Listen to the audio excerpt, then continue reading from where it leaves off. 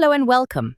Today we're going to look at a fascinating and pretty complex worldview, one that could completely turn our everyday lives upside down. So let's dive right in.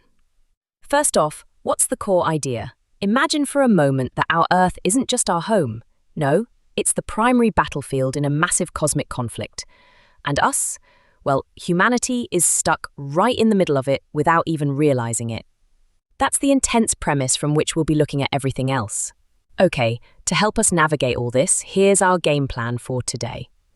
We'll start with Battlefield Earth, then move on to the invisible weapons, the auditory battlefield, the enemy's tactics, and finally, we'll look at how knowledge becomes resistance. All right, let's jump into the first topic, Battlefield Earth. Forget the idea of a peaceful world where everything just kind of putters along. According to this teaching, the Earth is a hotly contested territory, and we aren't just extras in the background, we're the central figures on this giant cosmic chessboard. So the playing field is clear, but what are the weapons? This is where it gets interesting. We're not talking about tanks or bombs here. The weapons in this conflict are invisible.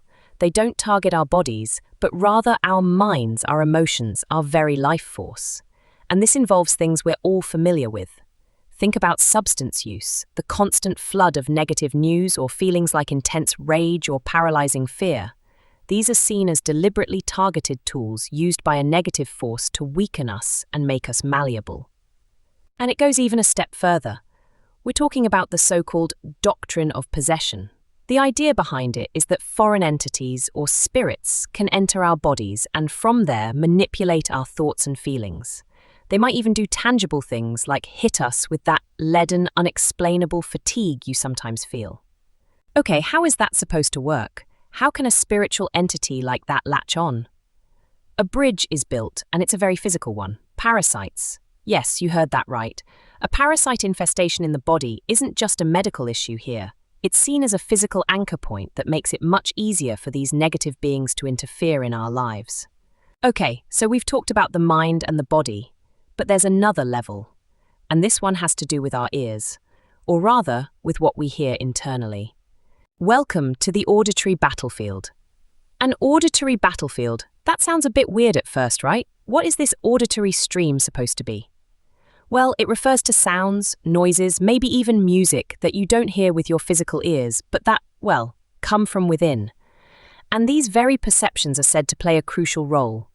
And now for the rule to interpret all of this. And it's shockingly simple. It's all about direction. Everything you seem to hear internally from the left is dangerous, hostile. Think about tinnitus, that ringing in your ear. If it's on the left, it's not a coincidence, it's an attack. Everything you perceive from the right is good, positive, safe. Left is bad, right is good. So let's recap briefly.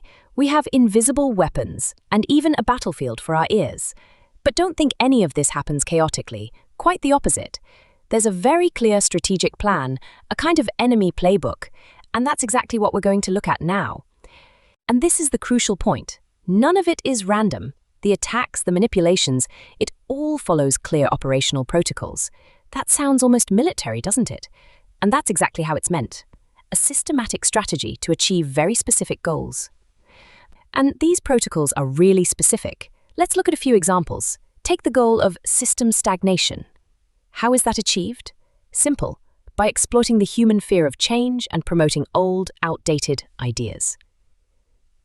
Or the goal of infiltration and control. This relies on naivety and gullibility, as spirit beings are deployed as agents into individual group members, and with psychological manipulation, a lack of awareness, for example, is exploited.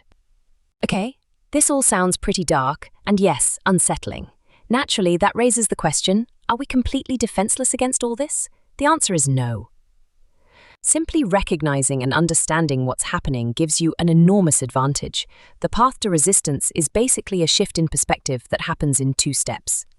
Step 1. You stop dismissing things as coincidence. That stupid argument, the tinnitus in your left ear, the sudden sadness, all of it is interpreted as part of the bigger picture.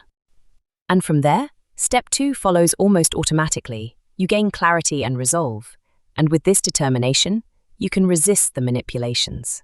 You go from a passive role to an active one. And that brings us to a final, pretty big question that you just have to let sink in. If all the problems of daily life, big and small, personal crises, social tensions, even physical ailments, if all of that isn't coincidence but rather targeted actions in an invisible war, what does that mean for how we act? How do we approach our lives then? That's a question definitely worth thinking about. Thank you.